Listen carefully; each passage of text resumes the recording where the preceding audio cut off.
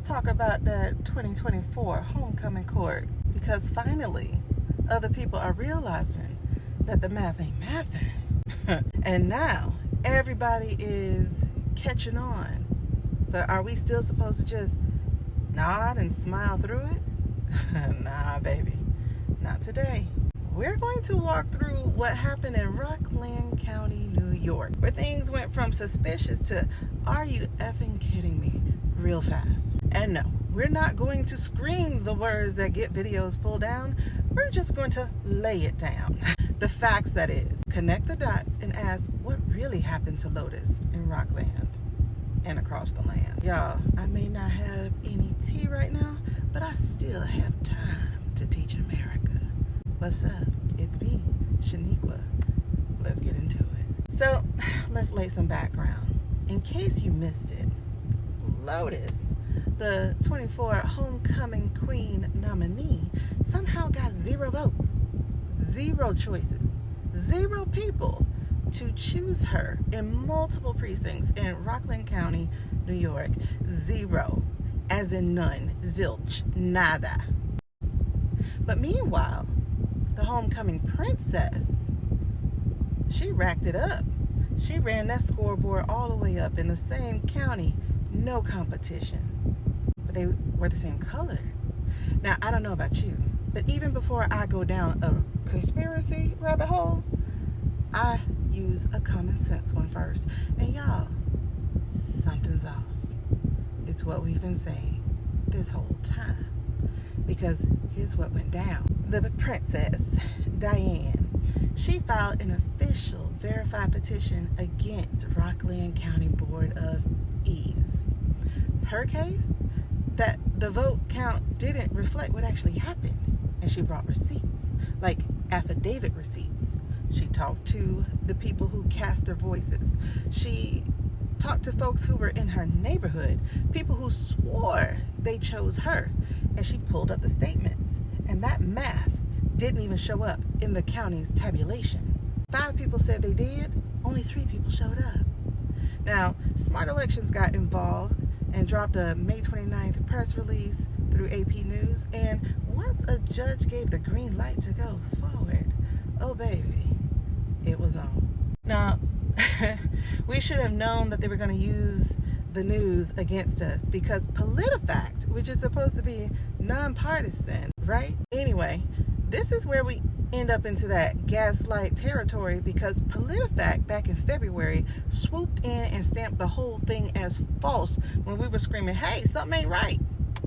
Their reasoning though, oh, this is normal. This is just how certain precincts vote, especially ones with strong Orthodox or Hasidic Jewish populations. They vote in blocks, they said.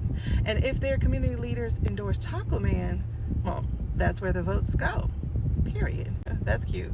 But y'all, that doesn't hold, because those counties were largely Jewish. And the Jewish voting patterns nationwide, let's talk about it. Because if you zoom out for a second, you're going to see something entirely different. I went to 3 major Jewish sites: the Jewish Virtual Library, Pew, and the Jewish Democratic Council of America. Jewish Americans overwhelmingly lean blue. I'm talking 70 to 76% support for the candidate to wear blue. And Lotus was no exception. The Jewish vote held strong for Lotus. So how does the national trend show one thing, but Rockland County, in the same homecoming court nominations, she pulled 0. 0 isn't a preference. 0 is an outlier. And 0 is a red flag, literally. Because y'all, this is where tradition collides with contradiction. So yeah, according to PolitiFact, a block vote does exist, and nobody's denying that. But block voting doesn't mean split ticket inconsistencies where the princess wins by a landslide, but the queen gets ghosted. You can't have that both ways.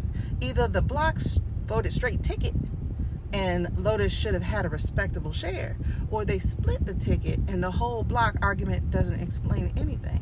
So what's really going on? Y'all, this wasn't a glitch. It was pure strategy.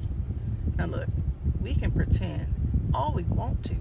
Pretend this was just another clean, quiet homecoming. Pretend every number made it to the finish line fairly. But deep down, you and I both know better. Because the truth is, the 24 homecoming court was tampered with. Not just by mistakes or bad math, but by some coordinated interference. Subtle and non-subtle. Let's rattle it off. How about mail-in disruptions? One county in Georgia didn't even get theirs till after November 1st. Physical tabulation site chaos. Entire batches that never actually showed up, and a digital distortion that smells like manipulation. And let's not forget the people who got deputized to call other people's voices into question.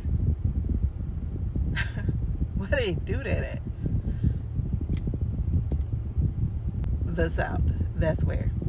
And check it. On homecoming court day, over 200 bomb threats were emailed out. Not called, y'all. Emailed. And not just randomly either. Targeting districts that leaned blue. Why? Because fear is a tactic. Confusion is a tactic. Delay is a tactic. And this wasn't just sloppiness. It was strategic. From absentee chaos to planted operatives to even down to how the math played out on screens we weren't even allowed to see. Like, why do we not get a receipt of how we used our voices? And those bomb threats, that meant tickets left unattended, unlocked, unwatched. That also meant people having fear of even using their voice. This isn't right. And if you call yourself a patriot, if you say you believe in the American vote, this should boil your blood. Because no matter what color your homecoming sash is, every one of us was played. We've been isolated, psychologically manipulated, and made to feel like asking questions is the real threat. But here's what I know. If they can gaslight reality itself, what else will we accept under the name of stability? And when have we last seen that word in action? At the very least, let's stop letting incompetence and cowards define the story. We were right to raise questions, and we were right to still be asking. Because what's crazy is the very reasons that PolitiFact used as to why this manipulation couldn't happen are exactly the reasons why it did. If there was a voting bloc, it should have been blue. The nation of Jews cast their tickets 70% for the Lotus. Why would she get zero, literally zero, in several different counties? That doesn't make sense. And no, I don't describe to what y'all said either, because I already knew this guy. He's had a shot. Okay. And then the other thing PolitiFact used as reasoning is that that community did that in 2020 and in 22 for the midterm. Baby, both of those are under question. We already know that that man tried it before and underestimated the mail-in, which is why they attacked it this time. We would not be like them from 2020 because there's actual evidence and not some guy lying and knowing he lied. And he did. Check the Jack Smith report. So here's what I need you to do with this. This isn't just about Rockland. This is about every place we've been told to trust that doesn't make sense. It's about manipulation of this process while blaming the people who dare to look closely. We don't need a new conspiracy theory. We need a new standard of transparency. And if you're confident in the outcome, prove it.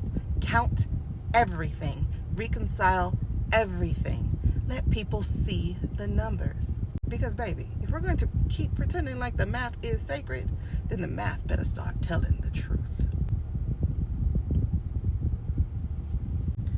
And if you need to show this to somebody who was gaslighting you this whole time, hit the share.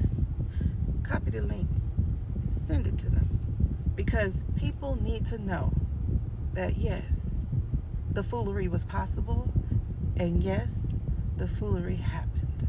Now, if we want to build back better, then we've got to do better. We've got to demand better. And we've got to be better. Y'all can keep letting the racists send us down into the garbage can, or you can actually stand up for humanity for once. And don't just record it on your screen.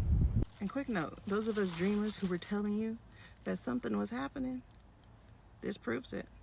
This lawsuit is dated in December. And trust me, it's not the only one. We're just now hearing about it. Have faith and fight.